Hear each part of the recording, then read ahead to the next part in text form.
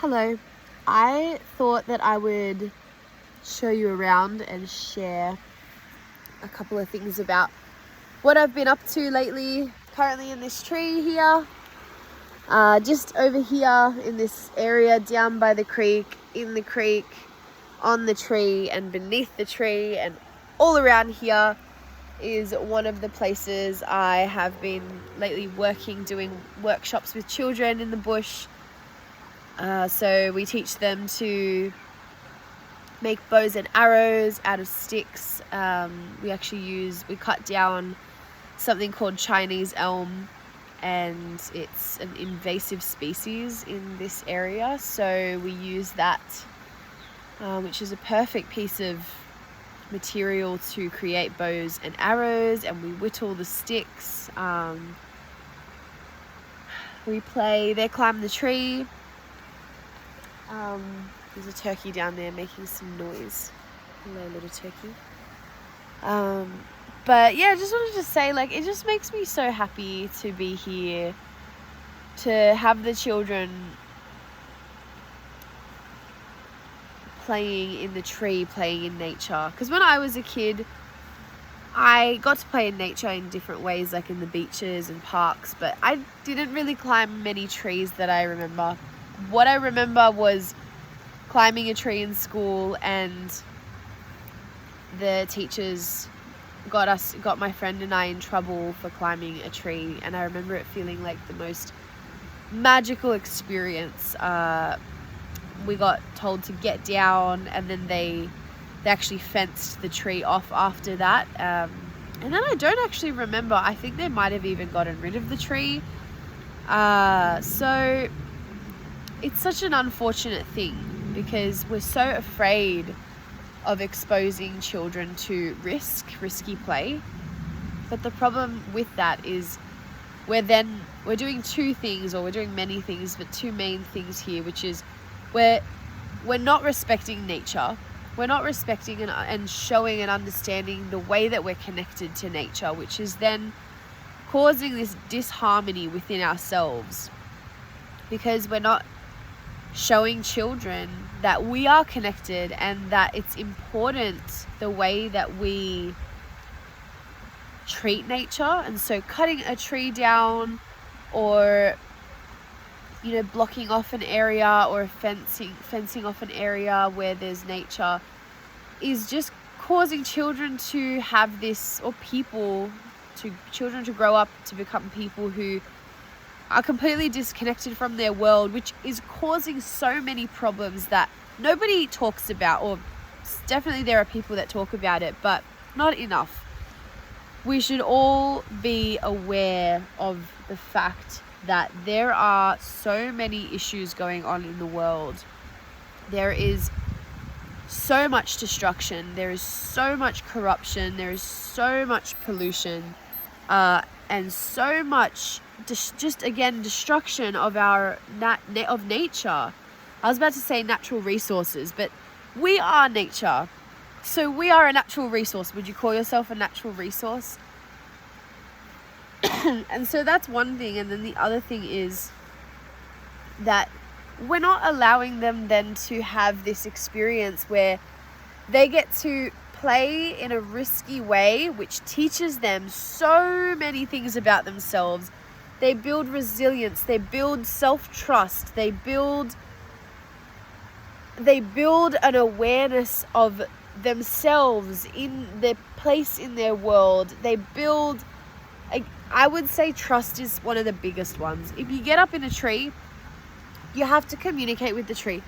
I know that sounds funny, but what I mean by that is you have to actually know if the tree is alive. So you have to feel the tree. You have to look at the tree. You have to see if it's green. You have to sort of push on it. You have to be cautious. It gets you out of your ego as well. And it's important we get out of our ego, because if you climb a tree, you climb something that has a bit of a risk, a bridge, a tree that's fallen over a river, and play in nature, you get to feel into yourself to know where it's coming from that you're making a choice to have this risky play. And then from there, you have to be present and you have to be aware in order to keep yourself safe. And again, you have to listen to nature. You have to communicate and listen to the trees. You have to be able to know why something is maybe potentially going to break. And in order to do that, again, you have to be listening. So, and present. So it teaches us self-trust. If we never get the chance to take risks as children, natural risks that we're naturally drawn to, and we're not completely shut down, I say we, but like we don't completely shut down children for desiring to explore the boundaries. And instead of cutting the boundary, ripping it away from them and you know, hurting their feelings and making them feel fear about their world, they're never gonna learn. They're gonna turn into children who are afraid. And that's what the system wants, because if we're afraid, then we don't shine. And if we don't shine, we don't take risks, we don't become bold, we don't say what we think, we become cogs in a machine. And unfortunately, the powers that currently be are desiring that, so that we can be slaves to this system of their corrupt world that they have imprisoned us in. And you might think that that sounds ridiculous, but there is a need to wake up. There is an absolutely, what's the word? Urgent need. It's more than urgent. It's past the point of urgent.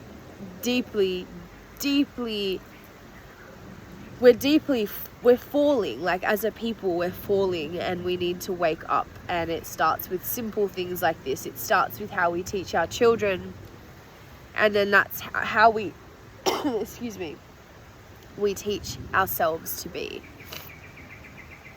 How we treat our inner child, how we treat ourselves. There's so much untangling to do. But if we're not willing to see and open our minds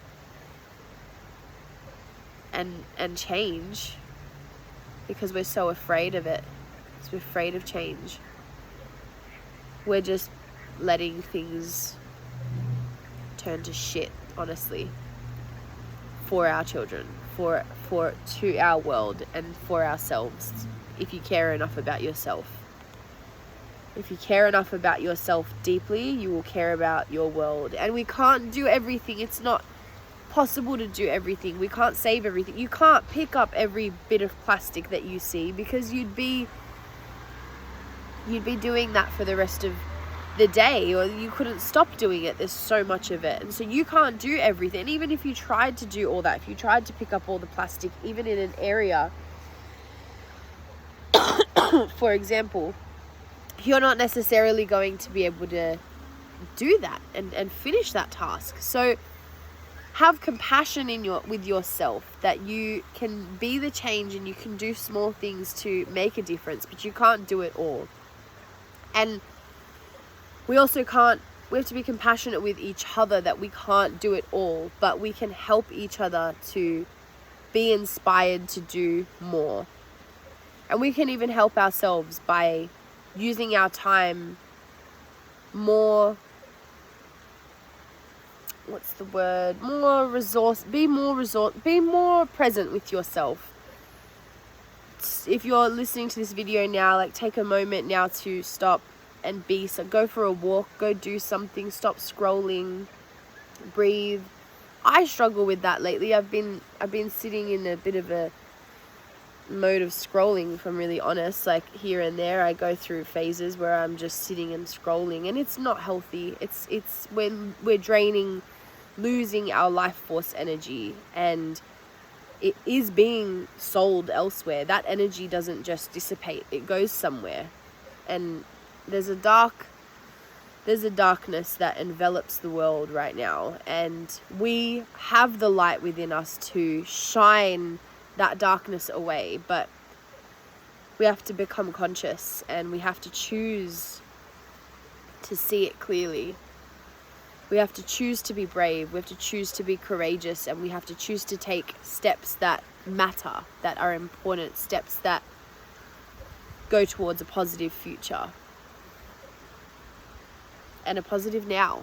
So right now, even if you're sick like me or you're having issues, just find a way to breathe. Appreciate what's around you. Listen to the beauty of the world around you. Get outside in the sunshine and... Hello, tree. Pick up some rubbish and put it in the bin. Which honestly, the bin itself is almost...